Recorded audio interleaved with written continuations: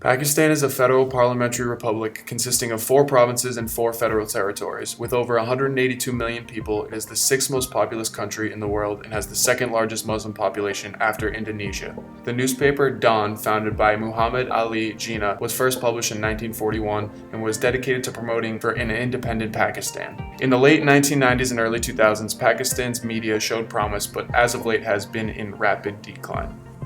Observers, from UN representatives to US politicians, laud Pakistan as having among the most vibrant and independent media in the Islamic world. This statement comes from a 2013 BBC Media Action Policy briefing that has since been removed from the BBC's website.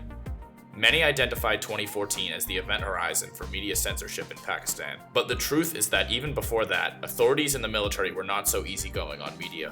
In March of 2009, authorities shut down cable service GeoTV all over Pakistan during what was known as the Black Coat protest. Lawyers all over the country launched a movement after former President Pervez Musharraf unconstitutionally suspended Iftikhar Muhammad Chaudhry as Chief Justice of Pakistan's Supreme Court. GeoTV was blocked after it launched a public service message campaign. One message was an 8-minute video that compiled all the promises and statements made mostly by Pakistan People's Party leaders regarding the restoration of judges. GeoTV's campaign proved to be very successful, and even after being blocked by the government, it inspired protests all over the country, and Chaudhry was reinstated on May 17, 2009. Another example of censorship and its presence in Pakistan is the situation of Hamid Mir. According to Peter Tachel, a journalist for human rights, Mir, a star reporter with GeoTV, was shot in Karachi on his way to the channel's headquarters. His family blames the Inter-Services Intelligence for the assassination attempt because of Mir's vocal support for human rights and criticism of military abuses. The blame for this has been placed on ISI as an attempt to censor the press. More specifically, this was an attempt to outright stop journalism and reporting in Pakistan. GeoTV is Pakistan's leading broadcaster.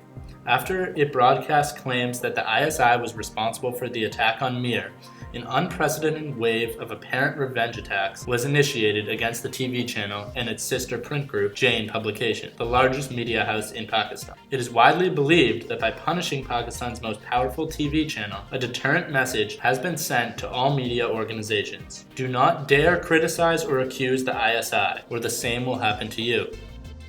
Article 19 of the Pakistani Constitution guarantees freedom of expression.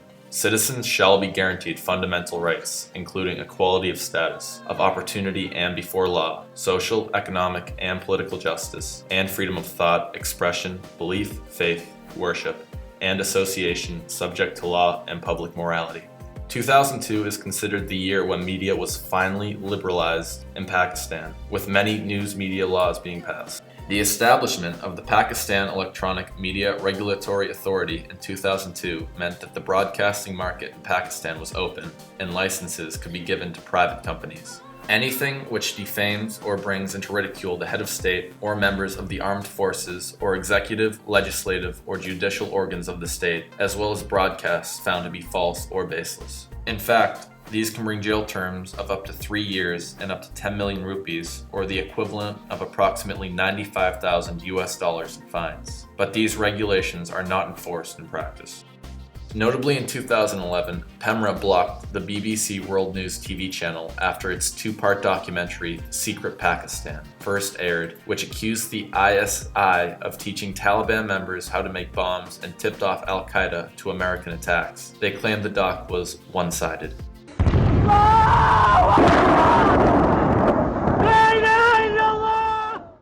One major source of censorship in the media is the struggle that female journalists face in Pakistan. One female Pakistani journalist, Kareen Nazish, responsible for covering issues of conflict, peace, and security from South Asia and the Middle East, spoke of an experience of censorship she faced in Pakistan. In January 2015, I had just returned to Islamabad from assignments abroad and was investigating a story involving the influence of intelligence agencies on civilian government. After shuttling around for months, meeting sources, a minister asked me to drop the story. I would face severe consequences if I did not. That was followed by calls telling me I was being watched. People I spoke with were later interrogated about their meetings with me. The stress that followed moved me into silence. This is not a standalone example. Female journalists are often publicly humiliated or harassed by opposing supporters. Currently, Pakistan boasts the press status of not free, according to Freedom House. It's also ranked number 159 out of 180 in Reporters Without Borders 2015 World Press Freedom Index. At least 61 journalists have been killed since 2010, 14 in 2014 alone. Investigative journalist Salim Shahzad was murdered in May 2011 after he alleged links between the Pakistani military and Al-Qaeda. The list goes on. Many of these cases, which also include detainments, injuries, violence against personnel, and damage to equipment, have been met with impunity, even with the prospect of violence or death imposed on them. Many still openly criticize the government. Pakistani band Bagherat Brigade, or Dishonorable Brigade in English, recorded a satirical song called Alu Ande. The song references Ajmal Kasab, one of the 2008 Mumbai attackers. More notably, it mocks the then army chief and the Pakistani military.